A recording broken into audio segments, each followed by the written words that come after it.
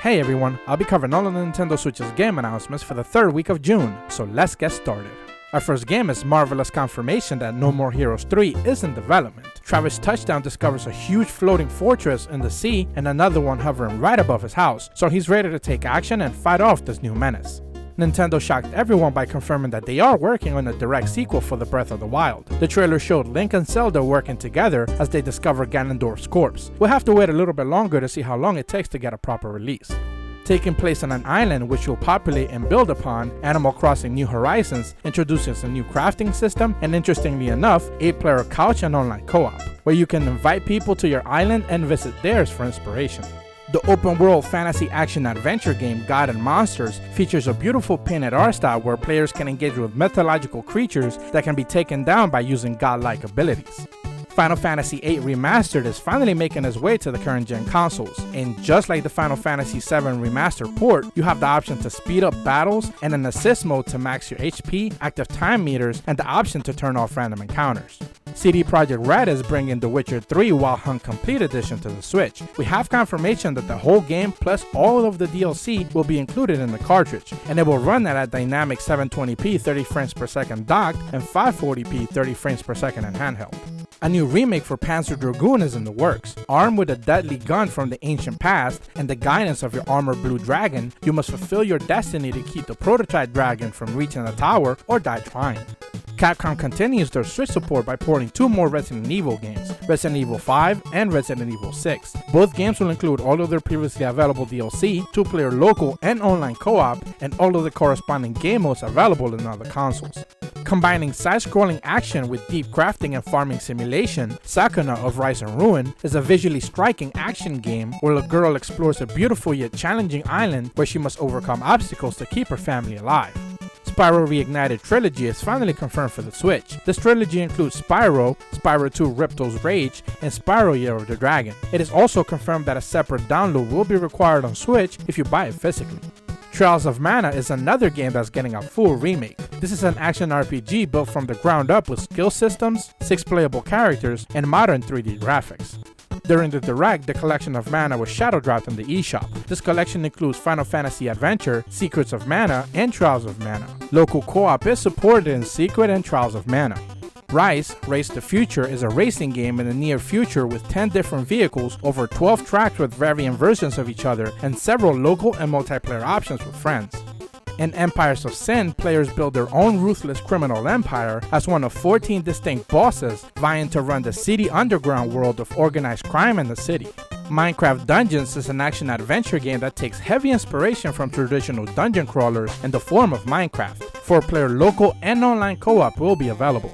Including all 9 films in a single package, LEGO Star Wars The Skywalker Saga will immerse players into the expansive world of Star Wars where you can control hundreds of characters, vehicles, and create your own story through the franchise's iconic galaxy. FIFA 20 Legacy Edition will not include any of the new modes being introduced in other consoles like Volta. Instead, EA has confirmed that you can expect updated kits, rosters, and that's about it.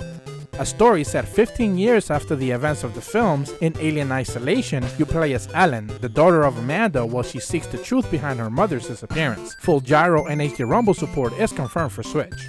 Originally a VR, then an Xbox game, new Super Lucky's Tale is making its way to the hardware console after significant redesigns to some of the game's levels and tons of quality of life improvements.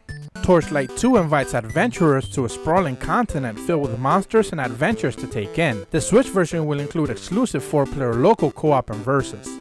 In the open-world investigation adventure game, The Sinking City, Oakmont is gripped by supernatural forces and you play as an investigator set to uncover the truth of what has possessed the city. Ni no Kuni 2 Wrath of the White Witch is being ported to every current-gen console with the remaster moniker. However, the Switch version will be more on par with the PS3 version and not receive any visual upgrades, which is a shame. The Dark Crystal Age of Resistance Tactics is a strategy RPG based on the Netflix series. Featuring over 80 unique turn-based campaign battles, you have the opportunity to recruit new allies and customize your forces. An undead threat rises intent on vanquishing humanity in Castle Storm 2. This is a unique mix of medieval tower defense, point-and-click projectiles, and action-adventure games. Square Enix is bringing 2 Saga games to the Switch later this year, starting with Romancing Saga 3 finally making its debut in the West, fully HD remastered, including new dungeons as well as new scenarios to experience. Followed by Saga Scarlet Grace Ambitions. In this game you have 4 protagonists with their very own storylines and a whopping 70 characters to recruit to your party for maximum flexibility.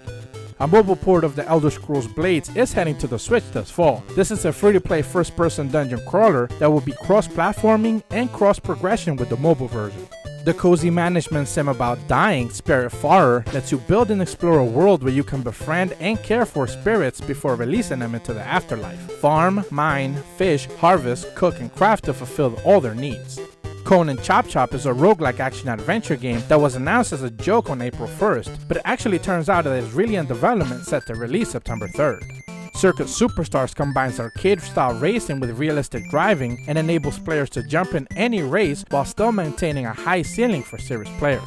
Until the End is a cinematic 2D combat adventure game featuring a nuanced combat system and handcrafted encounters that allow you to travel through an unforgiving wilderness to reunite with your family.